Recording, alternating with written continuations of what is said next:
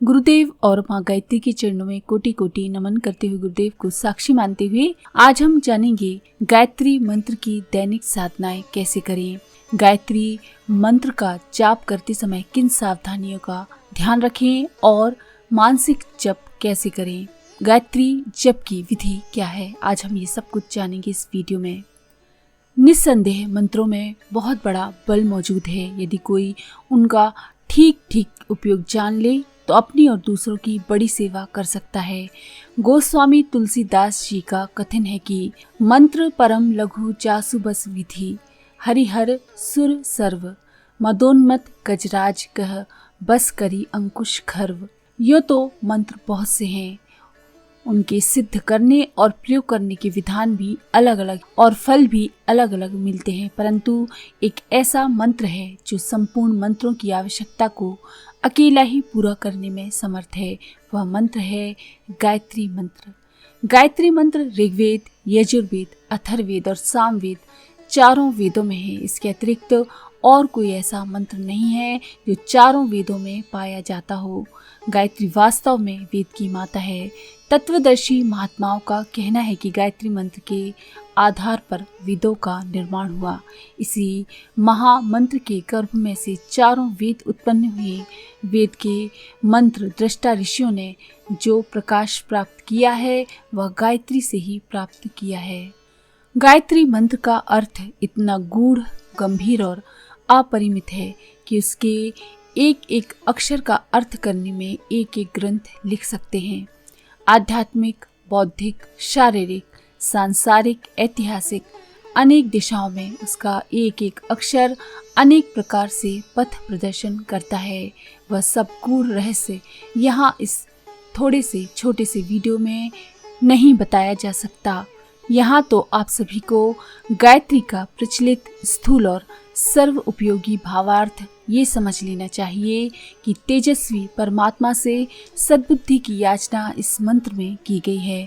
श्रद्धा पूर्वक इस मंत्र की धारणा करने पर मनुष्य तेजस्वी और विवेकशील बनता है।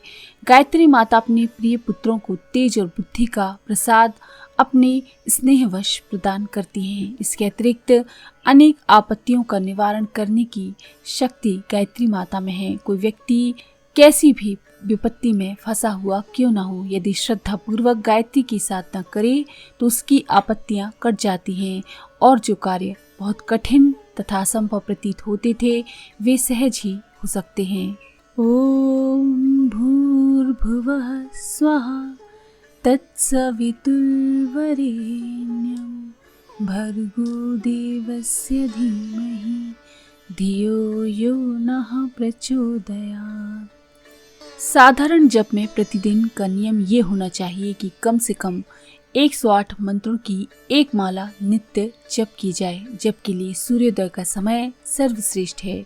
शौच स्नान से निवृत्त होकर कुश के आसन पर पूर्व की ओर मुख करके बैठना चाहिए। धोती के अतिरिक्त शरीर पर और कोई वस्त्र ना रहे। ऋतु अनुकूल ना हो तो कंबल या चादर ओढ़ सकते हैं। जल का एक छोटा पात्र पास में रखकर शांत चित्त से जप करना चाहिए। होंठ हिलते रहें, कंठ से उच्चारण भी होता रहे, परंतु शब्द इतने मंद स्वर में रहें कि पास बैठा हुआ मनुष्य उसे सुन ना सके। तात्पर्य ये है कि जप चुपचाप भी हो और कंठ, ओंठ और जिह्वा को भी कार्य करना पड़े। शांत चित्त से एकाग्रता पूर्वक जप करना चाहिए।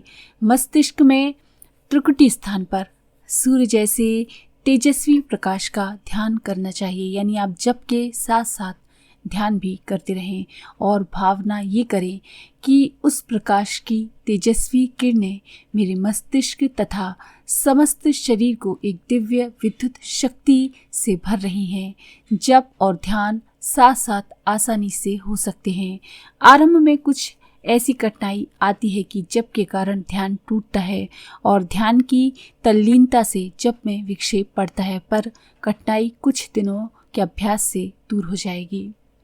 गायत्री वेद मंत्र है। वेद का उच्चारण अशुद्ध स्थान पर अपवित्र अवस्था में करना निषिद्ध है, इसलिए इस बात का ध्यान रखना चाहिए कि पवित्र होकर ही जप किया जाए। स्नान यदि संभव ना हो तो हाथ पैर मुंह अवश्य ही धो लेने चाहिए। कपड़े धुले हुए ना हो तो धोती को छोड़कर अन्य वस्त्र उतार देने चाहिए।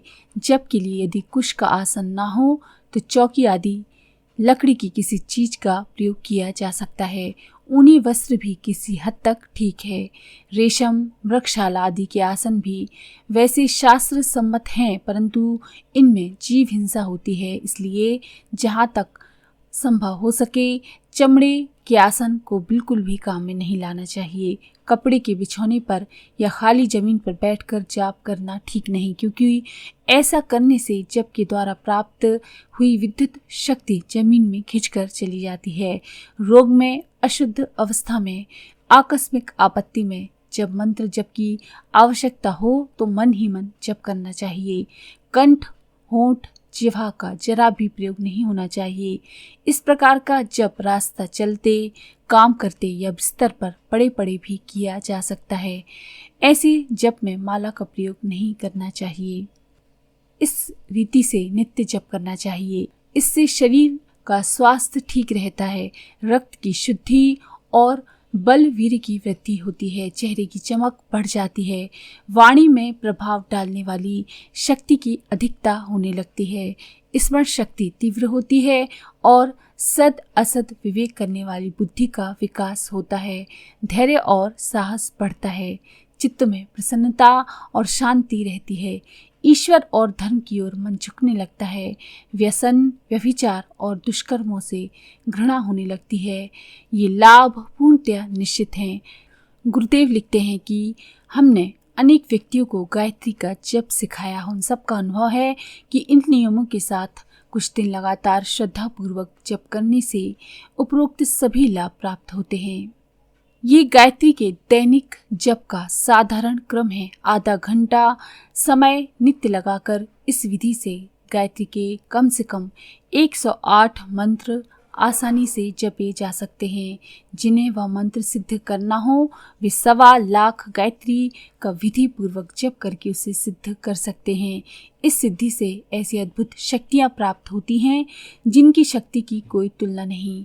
मंत्र शास्त्र के समस्त मंत्रों में गायत्री का बल अनेक गुना है। जो कार्य किसी मंत्र से नहीं हो सकते वो गायत्री मंत्र से अवश्य ही हो सकते हैं। तो इस तरह से गायत्री मंत्र का आप नित्य जाप कर सकते हैं इस विधि के द्वारा। तो अगर आपको ये जानकारी पसंद आए तो प्लीज़ लाइक करें, शेयर करें, सब्सक्राइब करें मंत्र सिद्धि चैनल को। धन्यवाद।